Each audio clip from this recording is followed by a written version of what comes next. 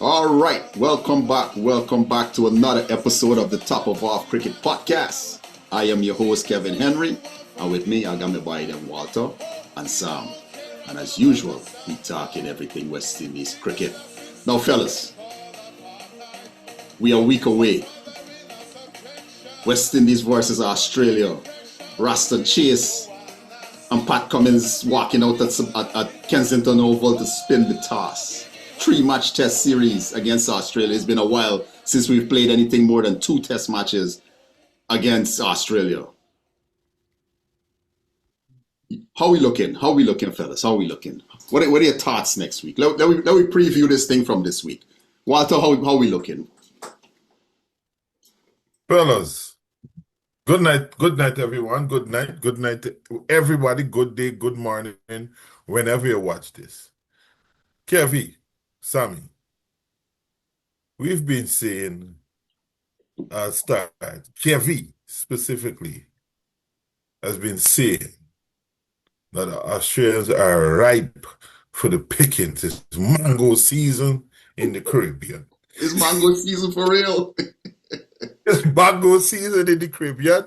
And I think that on a serious note, especially with the injury to Steve, to the great Steve Smith, who in some circles said he's a top 10 great batsman. But we could have argument for another day. He's not there. Somebody at his caliber, and I think that looking at the last year, I don't think that this is the best Australia team in terms batting wise that we have. And I think that we stand a chance of beating this team once we bowl to potential. What I'll say though, Kevi, Sammy, we're missing Roach in this sense. We're missing Roach. Walter, let me stop you right there. Sammy, jump in. Yeah. Walter is saying we're missing Roach. Your thoughts? I would have indicated that several times, my concerns about Roach. Is he injured? What's happening? But based on the murmurings I'm hearing, it seems as if Kemar Roach is fine. I'm still not sure why he did not play those last 2 matches for sorry. Right? And again, I don't know the full details, but the initial information I got was he was contracted for 4 games. I know he played 2. So I don't know. I still have question marks there, right? But my understanding is that Roach is fine. And if Roach is fine and can play, I go with you, Kevi. Roach should be in that Bridgetown test, and Alzari Joseph should sit it up.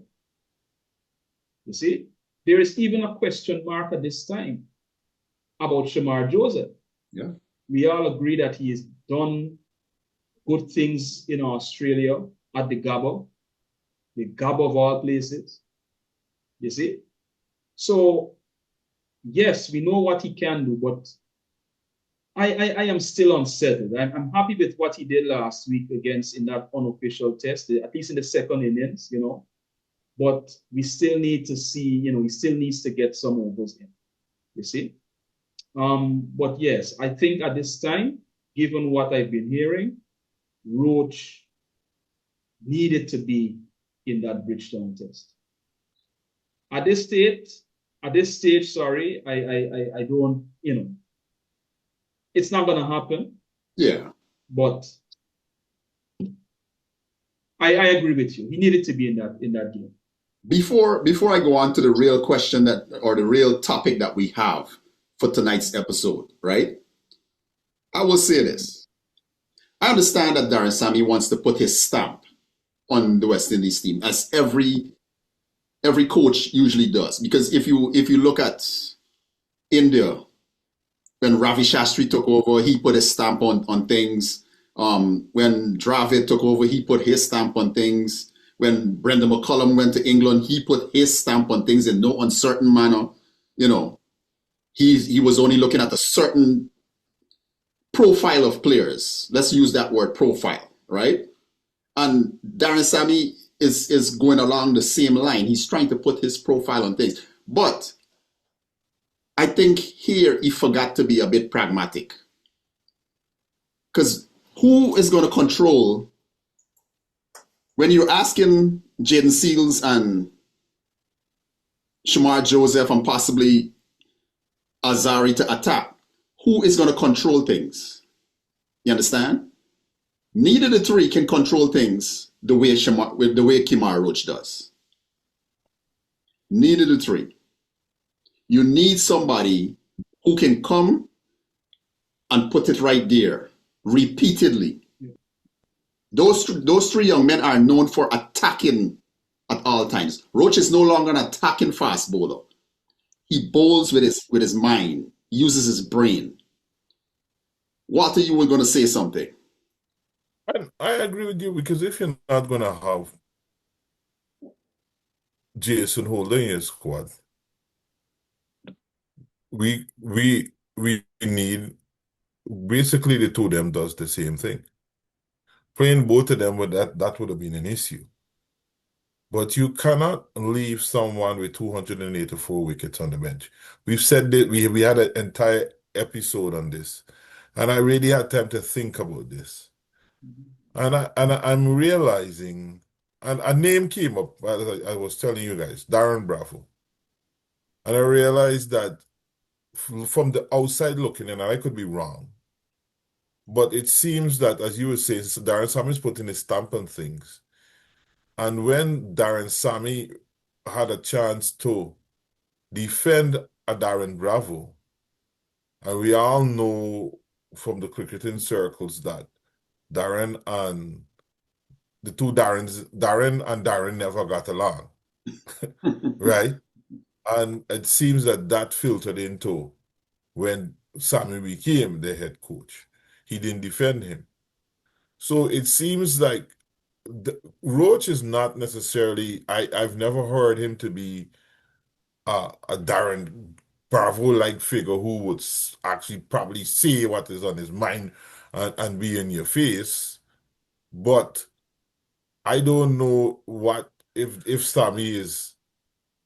It seems like the people that Sammy perceived probably when they were in his time probably a little better than him and are probably more stand up or probably see what on their mind. He don't want them around.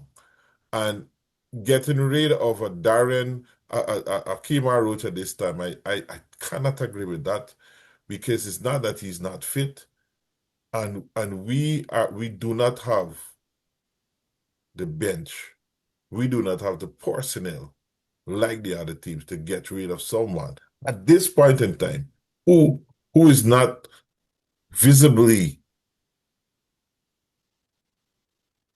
declining. Who's been bowling good? Yeah. So I'll tell you what, right? The World Test Championship, and this will take us into what we really want to talk about, right? The World Test Championship begins, or I should say began last night between Bangladesh and Sri Lanka, right? But for us, it begins next week.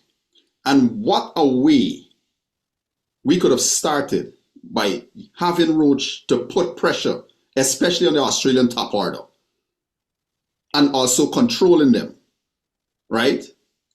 Which brings me to our topic of, did the South Africans lay out the blueprint for beating Australia in the World Test Championship final, especially in the way how they batted? And I'm talking from a batting perspective, how they batted in the second innings. Sam.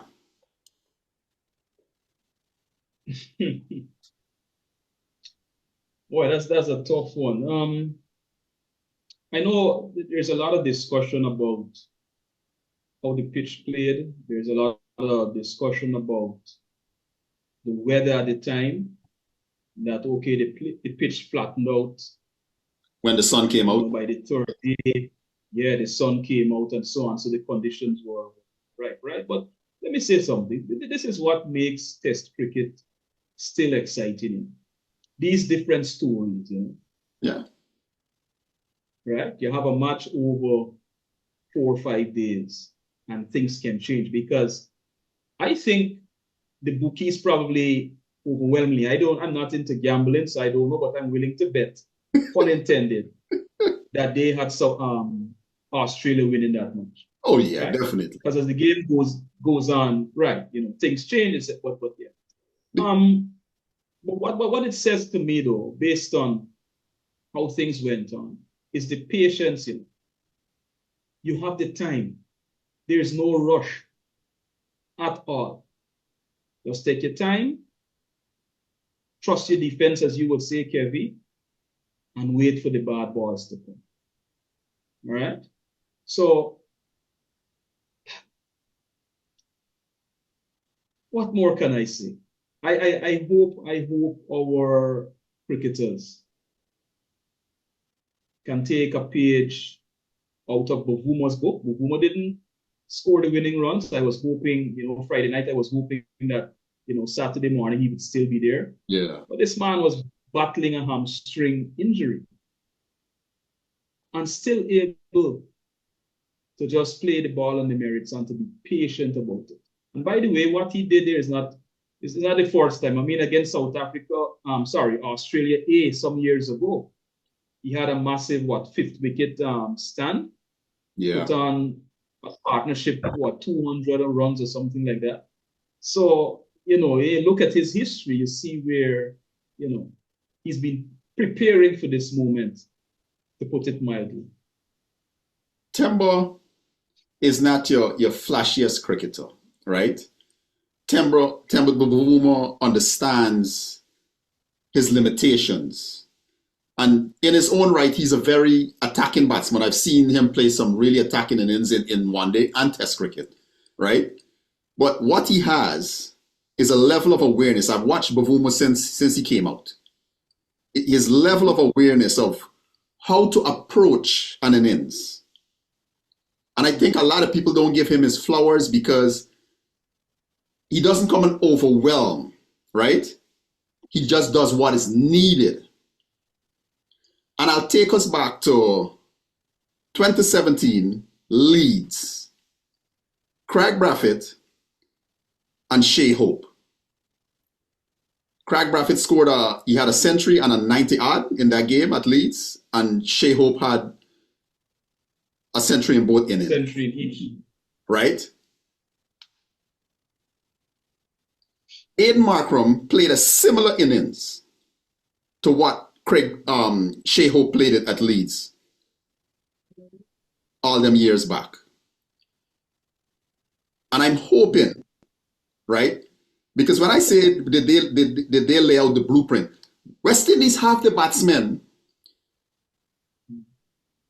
that can do what Aidan Markram did. We have those batsmen. It's up to Craig Braithwaite to do what he has done in the past and stick it out. It's up to Shea Hope to do what he has done in the past and all this one-day experience that he has. I think how Shea Hope bats in one-day cricket is perfect. It's actually perfect to take on the Australians with that type of mentality. I think how he plays. So all that is needed is a replication of Leeds from 2017, a replication of what the South Africans did last week. That's the blueprint. You don't need to do anything flashy.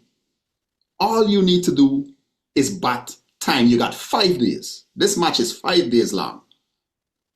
And the most important thing for West Indies in this series is to not lose. Let's begin. Is to not lose. I don't care if we draw 3 matches. The Australians should leave here empty-handed. But I will maintain this is about the goodest chance we have of beating them. Walter, you had something. And I'm just reiterating what you've just said. Um, there's this simple. A few years ago, Jermaine Blackwood would say, I think it was Simmons who was a coach at the time, said the top batsman should aim to bat 100 or 200 balls. Yeah. If Craig Braithwaite bats 200 balls and 3 to 4 other batsmen bat, or one batsman every time bats 200 balls and the others bat 100, 150 balls, we just need to score. And if we bowl to potential and we're at home, 250 each innings. This is a very it's a very close test series. We don't have to play basketball. This is not our this as you said, this is not our style. We just have to, as you said, bat time. If 5 batsmen bat 100 balls in this test series, each inning, at least 100 balls. That's 16 plus overs. That is 16. That's almost 17 overs each. Exactly. We stand a chance. And I'm talking about because we are naturally the players that they have, we naturally free scoring. We don't have to we just rotate the stripe. That's all. We just take our time, play ball and play the balls on its merit. This is not a team with a Kirk McKenzie and those kind of people at the top who don't know the off stump and don't. But this team is a team that with capable people. Listen, when I This say is not when I say replication, you understand me? If you watch Bavuma and Markram last week, even though Bavuma was injured, you know what he was doing a lot? Dropping the ball in on the square and running and taking a single. Hobbling. Now imagine you have a man hobbling, literally hobbling, running on one foot, and he's dropping the ball right there and hobbling across to the non-striker's end, and they can't get him out because the ball is so perfectly placed. The man batted 134 balls for his 66 in his second innings, and he only hit 5 fours. He had a marker in the test. He won it with he scored 136, but he batted 207 and his strike. So both of them, the strike rate was 65 for Aiden Marker, and Temba Bavuma was 49. So at the end of the day, this simple cricket, fellas. Fellas, if anybody who is with the West Indies, if any one of you guys listen to me, we have been saying this is the time. The time is the old adage. The time is now. We could get back. Let me tell you something. 1996, with old friend Nastasia Rambarana, if she watch this, let's she call it Nastasia. When that guy from Barbados called Courtney Brown dropped that man, I never forget it. 95 Walter. 95 Walter. He dropped Tendulkar in 96 at the World Cup. You got to have for dropping big players. The man dropped the big Steve Wow, and we were in our teens at the time. I ain't gonna say exactly we age ourselves, right? And the man and Nastasia was on top of us, but I said to me, I don't want to fight. A good thing I don't hit women. But I want Nastasia whole day in we face. Fellas, this what we love this thing from long, you know. We in it, and not even the girl. This is how West Indies cricket meant to us and still means to us. Even the girls were and at that time, Nastasia was so in love with Shane Warne, and she was happy, and she was saying, but I'm telling you, this is it. If we win this series, I am finding Nastasia's number and I'm calling her. That's the grudge I got. I think I was in schoolboy stand with Nastasia and others in 99. 99. When you had That's my the fourth. pitch invasion at Yeah, the Worrell. pitch That's invasion. my fourth. We were in school, boys. That's my first international game. I went to all the games minus I think it was only 2003 when Pakistan been. I think you went the match when I think it was Carl Hooper made some runs that year. There's a year when Carl Hooper came back and made him. One year we boycott. So like when Chandler Paul made that that fourth fastest century against the Australian. That was This was 2000. Australians. Yeah, we had boycotted that match. Yeah, me and our boys had boycotted that match. Yeah, something like that we didn't go. But yeah, final year of Eugene. Yeah. Listen, 1995 at Sabina Park, Courtney Brown drops Steve Waugh. Steve Waugh ends up, I think he made 200. It was a double century. Yes, sir. Yes, sir. He ended up making 200, and when he was dropped, he hadn't. I don't think he had part 42. There we go. He was on 42. Yeah. So That cost us 158 runs, right? Cost us 158 runs.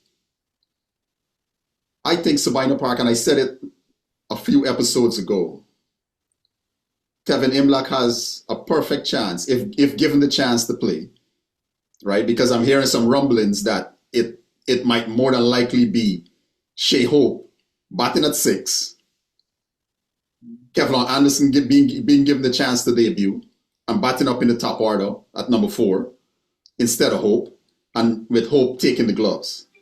Now, whether it's Hope or Imlach, both of them are better wicketkeepers than Courtney Brown, and I would like somebody to come and doubt me. All I got to do is point them to the numerous drop catches that he got, right, and then point them to the clean glove work that Tevin Imlach got. Now, Shea Hope is not that in terms of a technician. He's not as technically sound as Tevin Imlach, but he's very, very competent. He's one of the better wicketkeepers we have in West Indies right now, which is why it was so easy for them to sit Josh Da Silva down, and probably they're not even looking in his direction.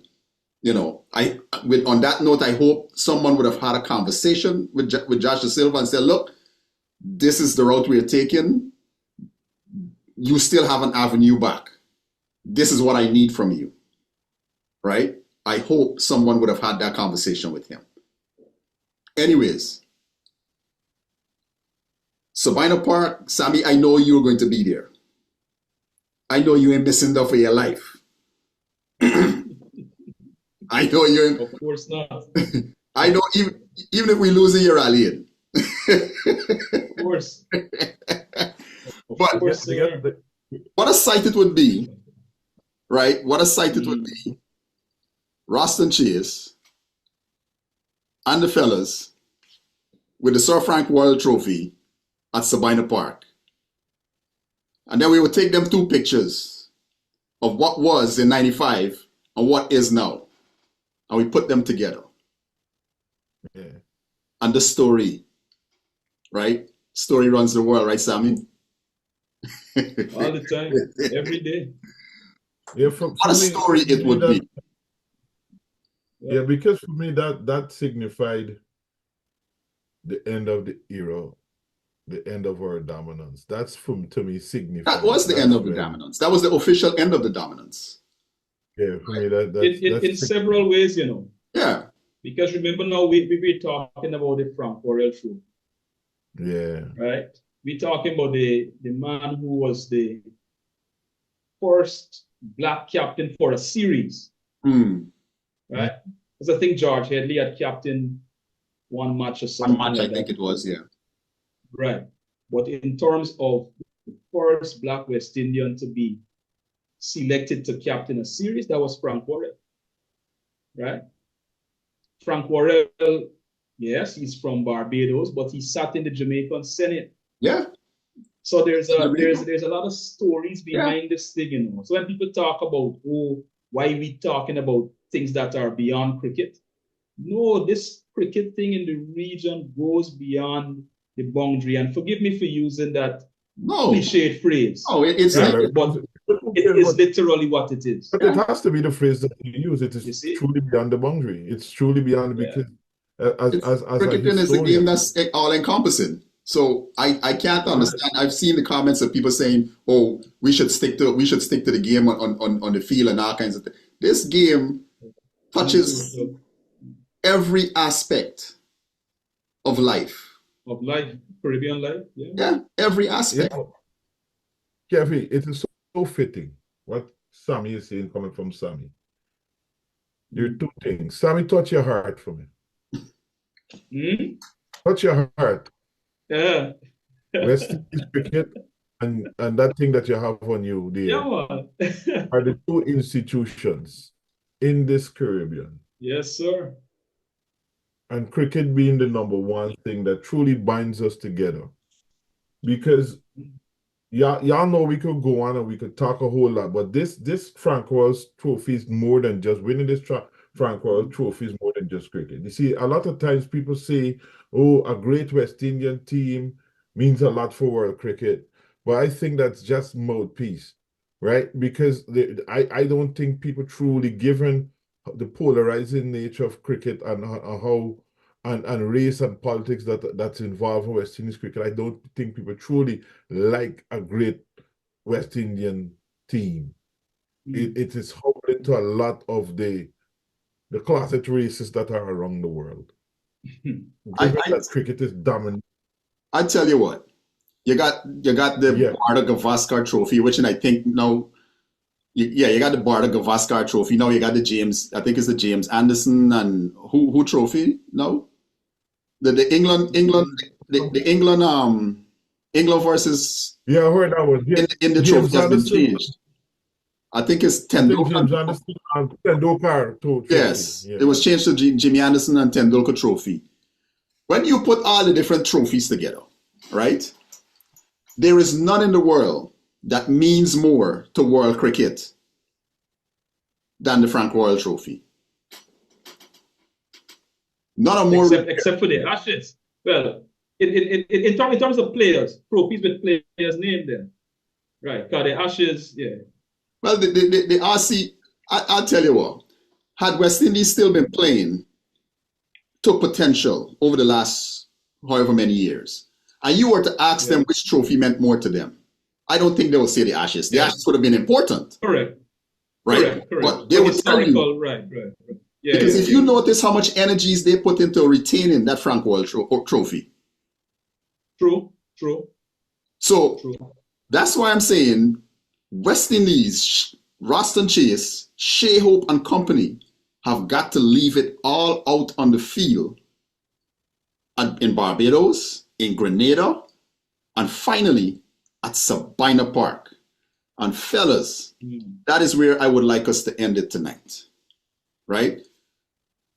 The South Africans laid out the blueprint. We have a blueprint of our own that we can revisit from Headingley back in 2017, and we can use it against the RCs. I have another one too, guys. I agree. I agree with the Leeds match. But 1999, Lara batted. We have that too. And you know what I want to say in closing? This is an appeal to West Indian cricket fans. The fans need to come out. Right? You imagine at Kensington Oval, the place rocking, the crowd going. It reduces the chances of the Australians winning. Look at Lords. Yep. Right? Bavuma and team got good support. It's like if there's a back home. Yeah. You see, that does something. Let me part of the reason why you see we've been losing Nobody in the stands to push our boys. Exactly. We don't talk about that enough. We don't have a 12th month. So Right. I'll add to your appeal. For everybody that has talked about West Indies cricket, and when West Indies cricket, they're in their respective islands, so all the people who just talk about it, and you're pissed off. If you want to be part of the solution, find yourself at Kensington Oval. If you're living in Grenada, find yourself at the National Stadium there. If you're living in Jamaica, find yourself at Sabina Park.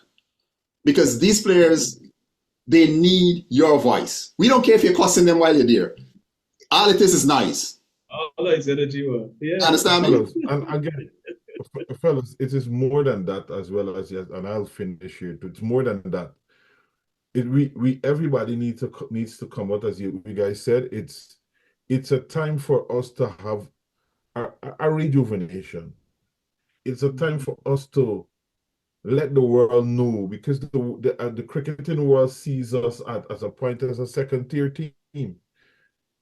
It's time that we come out. It's time that the government, it's time that WIBC, or CWI cricket, CWI Cricket West Indies.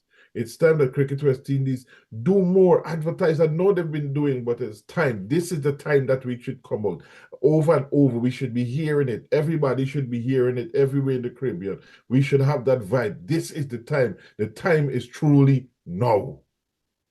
I'll add this.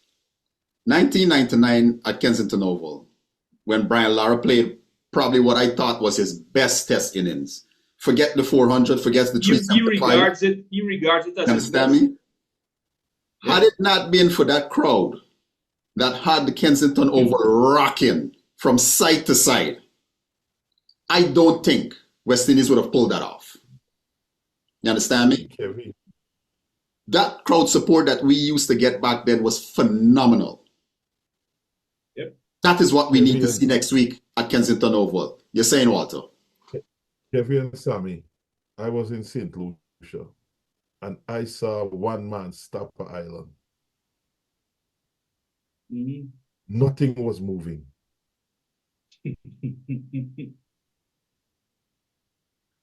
Nothing was moving. I know there is our colleague, Mr. Bourne, former president to the University Ghana Students Association. He said he by the time he went home, he left school a decent man, and he went home in his underwear. He took off all his clothes. He tells you that. He said, I took off all my clothes and run through the street. That's what West Indies cricket means to us. Let me tell you something, Top of Off Cricket podcast fans, and everyone who is going to subscribe after tonight's episode. That is what West Indies cricket meant to us, and to a lot of us, that is what it still means. Kensington Oval next week, show up.